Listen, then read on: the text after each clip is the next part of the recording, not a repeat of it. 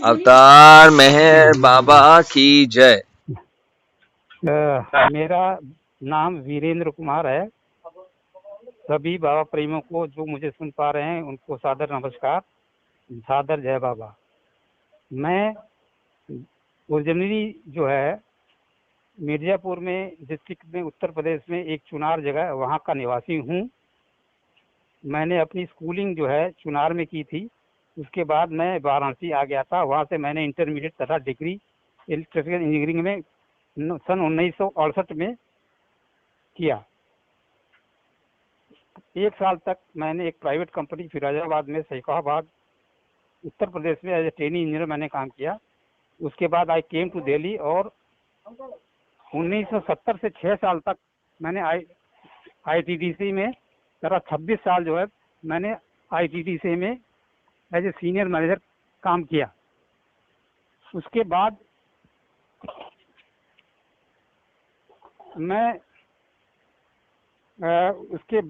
मैंने voluntary retirement ले लिया 2004 में एट द एज ऑफ 56।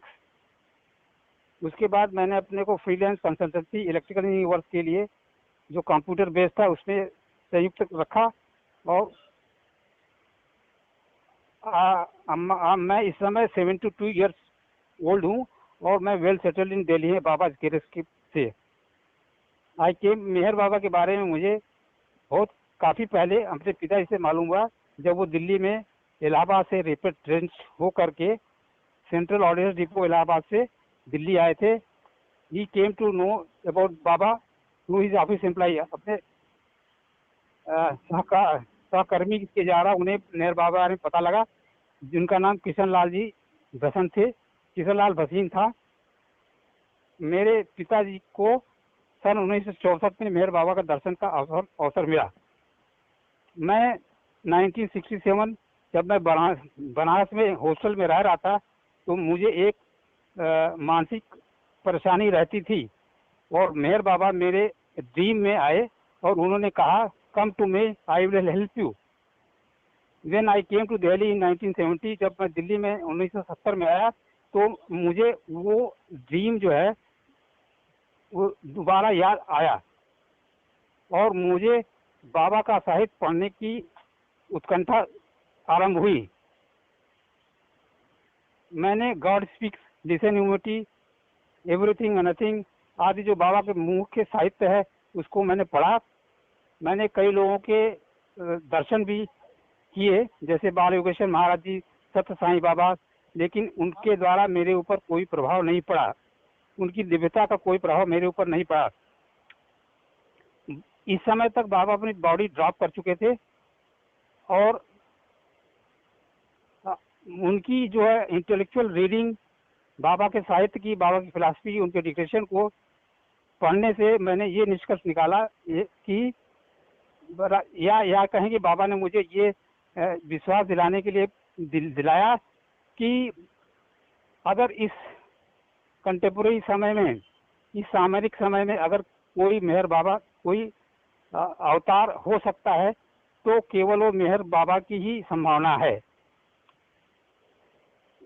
मेहर बाबा को के फिलॉसफी को, उनके अवतारहुड को कंसेप्चुलाइज करना, उसको समझना कि पूरा विश्व एक ड्रीम है, एक स्वप्न है, ये बहुत ही कठिन है।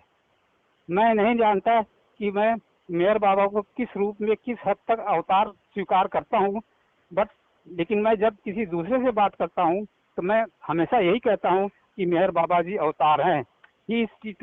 उन्होंने केवल अवतार के रूप में ही स्वीकार करना है और न कि बल्कि कोई साधु और संत के रूप में, जैसा कि मेहर बाबा ने कहा है। बाबा ने जो गॉडशिप पे क्रिएशन ऑफ यूनिवर्स का थीम दिया हुआ है और जो उन्होंने अपना डायरेक्टिव दिया है कि remember me constantly and wholeheartedly, मुझे हृदय से तथा सदैव मुझे याद रखो, the best as you can do it, जैसा आप ये कर सकते हो, जैसा आप कर सकते हो।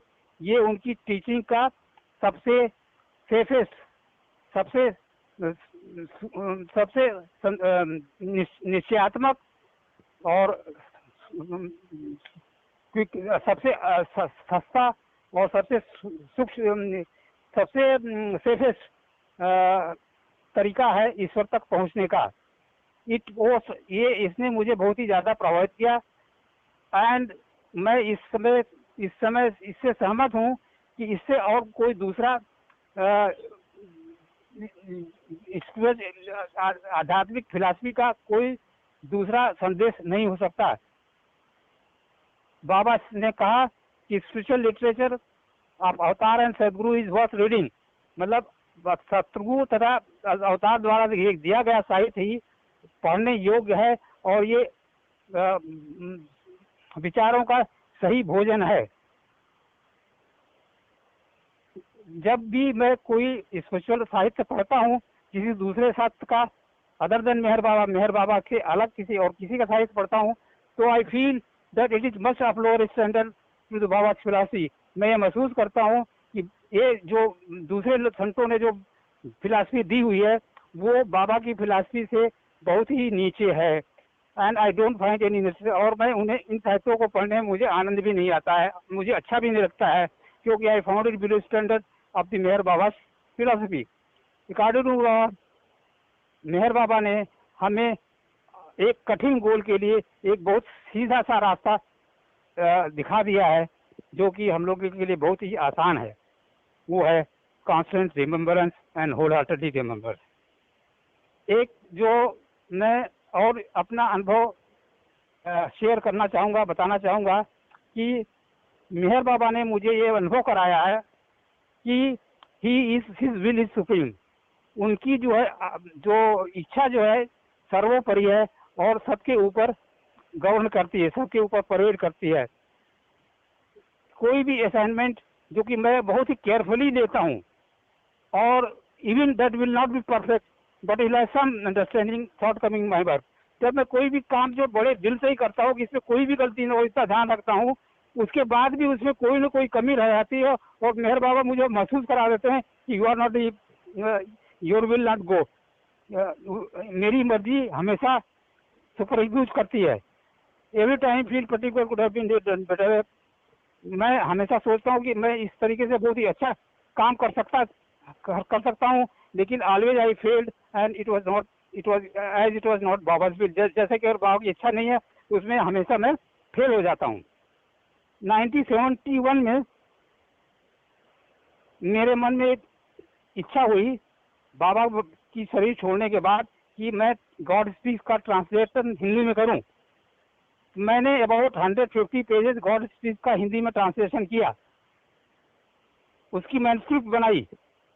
मेरे पिता ने मुझे राय दी कि इसका जो छोटा सा हिस्सा जो तुम ट्रांसलेट कर चुके हो, इस मैन्युस्क्रिप्ट को सेक्रेटरी आदि ईरानी को भेजो और उनकी ओपिनियन लो कि ये ट्रांसलेशन जो आपके दिमाग है कि नहीं है, और ये ट्रू मीनिंग कन्वे करता है नहीं करता है। I send the manuscript. मैंने अपने मैन्युस्क्रिप्ट को ये आदि के ईरानी को भेजा, और उन्होंने मेरे प्रयास को की सराहना की, और उन्होंने मुझे पोस्टकार्ड लिखा कि योर एफर्ट, ये अप्रिशिएट माय एफर्ट। उन्होंने मेरे प्रयास की सराहना की और कहा कि लिखा कि ये आपका अनुवाद जो है ये भी एक तरह का ध्यान है, मेडिटेशन है। और उन्होंने कहा कि ये कार्य जो ऑलरेडी केशव नारायण निगम जी हमीरपुर के कर रहे हैं, इसके बाद जो है मैंने इस ट्रांसलेशन को मैंने बंद कर दिया। दूसरी घटना मुझे एक बार और याद आती है। आई डोंट नो, मुझे नहीं मालूम कि 21 साल की घटना है कि मैंने एक ड्रीम देखा, एक स्वप्न देखा जिसमें मेहर बाबा हमारे घर पे आए हुए हैं, और मैं अपने पूरी फैमिली का अंग्रेजी में बाबा का इंट्रोडक्शन दे रहा हूँ। शुरू आरंभ में 1970 में जब दिल्ली आया तो मैंने CPW में नौकरी की। उस समय हम दिल्ली में रह रहे थे, हमारे पिताजी का गवर्नमेंट का क्वार्टर था, मुझे भी गवर्नमेंट का क्वार्टर मिल गया था।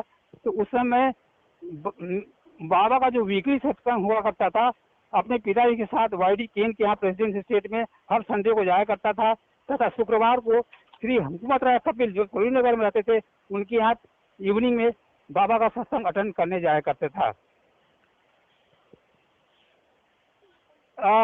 मेरी सर्विस जो है 1981 से लेकर 92 तक मैं डिफरेंट जगह पे मेरी पोस्टिंग थी, जैसे उदयपुर, पुरी, वाराणसी, दिल्ली।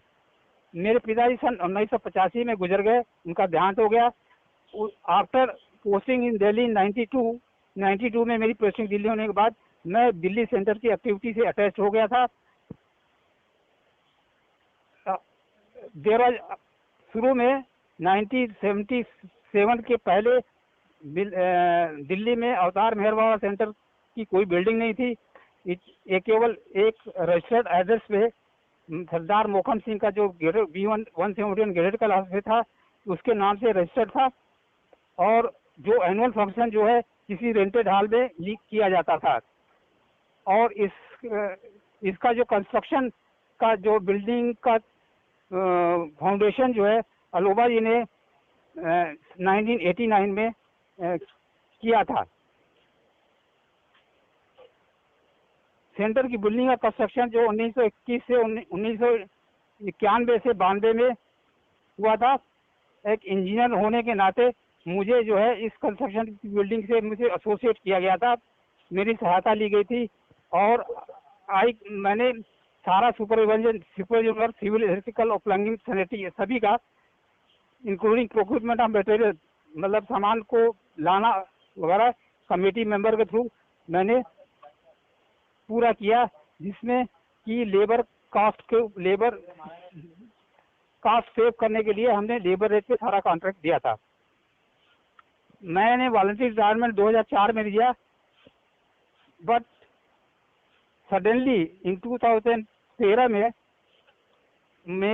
एक इच्छा उत्पन्न हुई या इंट्यूशन आया कि मैं बाबा के ह्यूमरस एपिसोड का कंपाइलेशन करूं। इसका सारा मटेरियल जो है लॉर्ड मेहर में अवेलेबल था। और इसमें मेहराबाद के श्री गोकर्ण श्रीवास्तव का इनकरेजमेंट जो है मुझे मिला। उन्होंने मेरी सहायता की, उन्होंने मुझे एडवाइस किया। उसके बेसिस पे मैंने बाबा के ह्यूमरस एपिसोड्स का वॉल्यूम 1 एंड वॉल्यूम 2 का कंपाइलेशन करके प्रिंट करवाया और डिस्ट्रीब्यूट किया।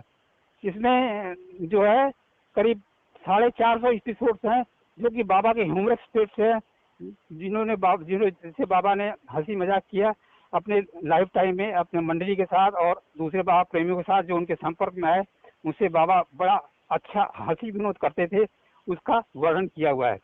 उसके बाद दूसरी पुस्तक मैंने लेसन ऑफ स्पिरिचुअल एस्पिरेंस जो है जो मैंने कंपाइल किया, इसमें करीब 82 टॉपिक्स के ऊपर जो है स्पिरिचुअलिटी के टॉपिक्स हैं, उसके ऊपर जो है बाबा की फिलॉसफी को दर्शाया गया है। उसके बाद सिम्बलेंस एपिसोड्स एक दूसरी कंपारिजन मैंने की। इसमें कुल 52 एपिसोड्स हैं, जिसमें बाबा को मैंने और मिथोलॉजी एपिसोड से कंपेयर किया है, जिसमें बाबा ने बताया कि मैं पिछले अवतार काल में ये था, हमारे ये शिष्य जो पिछले अवतार काल में ये थे, इनके बारे में जानकारी दी गई है। तीसरा, उसके बाद चौथा मैंने एक कंपाइलेशन किया आर्टिकल्स। इसमें 87 आर्टिकल्स है डिफरेंट टॉपिक्स पे बेस्ड ऑन बाबा के डिस्कोर्सेस के आधार पे। ये करीब 87 आर्टिकल्स लिखे गए हैं। ये बड़ी इंटरेस्टिंग और पढ़ने योग्य है। उसके बाद बाबा ने बहुत सी बातों को समझाने के लिए सिमिलीज और स्टोरीज का सहारा लिया है अपने डिस्कोर्सेज में और अपने लेक्चर्स में भी। मंडली के साथ जब वो आध्यात्मिक विषयों पर बात करते थे तो वो कई कहानियों और सिमिलीज उदाहरणों का लिया था। इसके बारे में भी एक कंपाइलेशन मैंने किया है, इसमें भी करीब 136 स्टोरीज हैं। उसके बाद मैंने एक और कंपाइल किया कि fortunate souls volume 1 to volume 7, जिसमें पास्ट एंड प्रेजेंट सोल्स जो कि मेहर बाबा से मिल चुके हैं, उनको 17 ग्रुप में डिवाइड करके उनके बारे में उनकी लिस्ट तैयार की हुई है, जिन्होंने बाबा को देखा है, जो प्रोमिनेंट बाबा लोग थे, उनकी बायोग्राफीज और उनके कन्वर्सेशन भी बाबा से जो हुए हैं उनको भी मैंने रिकॉर्ड किया इस बुक में। लेकिन एक कॉम्प्रेसिव लिस्ट में भी 10,000 या 12,000 आदमियों की लिस्ट है, स्टेट वाइज लिस्ट मैंने प्रिपेयर की है। इसको मैंने 7 वॉल्यूम से कवर किया हुआ है, फॉर्चूनेट 1 वॉल्यूम 1 से वॉल्यूम 7। और मैंने स्वयं अपने घर के पते पर अवतार मेहर बाबा प्रसार केंद्र स्थापित किया है, जिसका कि काम जो है बाबा के बारे में प्रिंट मीडिया, ये कंप्यूटर मीडिया के थ्रू जो है बाबा के लोगों को जानकारी दी है। मैंने एक स्पेशली वेबसाइट भी तैयार की है जो कि मेहर बाबा के नाम पे है। उसमें मेहर बाबा की सारी जानकारी और मेहर बाबा से संबंधित जितनी पुस्तकें मैंने कंपाइल की है उसका उसमें इंक्लूड किया हुआ है। और दूसरे भी टॉपिक्स हैं वो भी हमारी वेबसाइट पे पढ़ी जाती हैं। और वेबसाइट का एड्रेस है, वेबसाइट का आईडी है AMB प्रसार केंद्र .com। और अंत में मैं जो बाबा के टीचिंग्स को जो मैंने पढ़ा है, जो अनुभव किया है थोड़ा बहुत, उसके आधार पर मैं यही कहूँगा कि मेहर बाबा ने जो सूत्र दिया है वो बहुत ही आसान, सुरक्षित, आसान है। वो है मेहर बाबा को हमेशा सदैव जितना हो सके याद करना, मेहर बाबा का नाम याद करना। और मेहर बाबा जब थे तो मेहर बाबा ने कहा था कि अगर तुम मेरी सेवा करते हो इसका मतलब तुम पूरे विश्व की सेवा कर रहे हो, क्योंकि विश्व मेरे स्वयं में समाया हुआ है। अवतार मेहर बाबा की जय।